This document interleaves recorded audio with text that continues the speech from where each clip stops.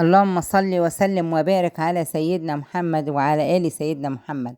عايزة أقول لكم حاجة اتعلمتها من الدنيا، اللي بيقولك حاضر ونعم وبيرضى ويسكت وبيعدي وبيتنازل، محدش هيشيلها لك ولا هيجي وقت ويقولك كتر ألف خيرك ولا هيعوضك عن ده أبدا.